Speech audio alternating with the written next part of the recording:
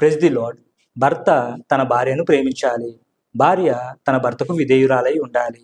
భార్యాభర్తల మధ్యలో మూడో వ్యక్తి ప్రవేశించినంత వరకు వారి జీవితం పరమగీతాలే.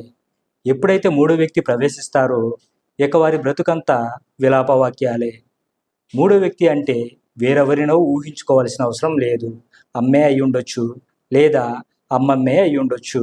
మీ జీవిత భాగస్వామిని మీ నుండి వేరుపరిచే ఆ మూడో వ్యక్తికి మీ మధ్య ఎట్టి పరిస్థితుల్లో చోటు ఇవ్వకండి. ఒకవేళ ఇచ్చారే అనుకోండి, మీ జీవితం మూడుబారుతుంది, మీ భవిష్యత్తు అంధకారం అవుతుంది.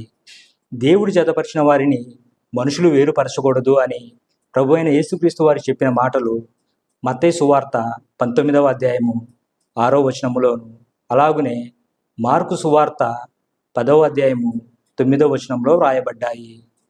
ఈ వాక్యాలను చదివి వారికి వినిపించండి. దేవుని చిత్తానికి వ్యతిరేకంగా ప్రవర్తించి పాపము చేయొద్దు అని వారికి బుద్ధి చెప్పండి.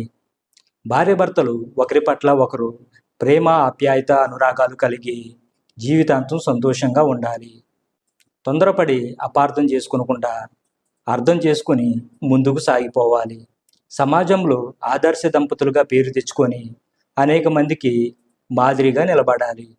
దేవుని యందు ప్రియ సహోదరుడా, సహోదరి, ఈ మాటలు విన్న నీవు నీ జీవితం పరమగీతాల వలె ఉండాలి అనుకుంటున్నావా, లేక విలాపవాక్యముల వలె ఉండాలి అనుకుంటున్నావా? నాకు తెలిసి ఎవరు కూడా విలాపవాక్యముల వలె ఉండాలి అనుకోరు.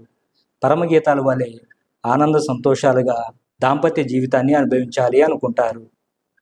వివాహం అయిన ప్రతి ఒక్కరూ ఆనంద సంతోషాలతో దాంపత్య జీవితాన్ని అనుభవించాలి అని మనసారా ఆకాంక్షిస్తున్నాను. ఆమేన్.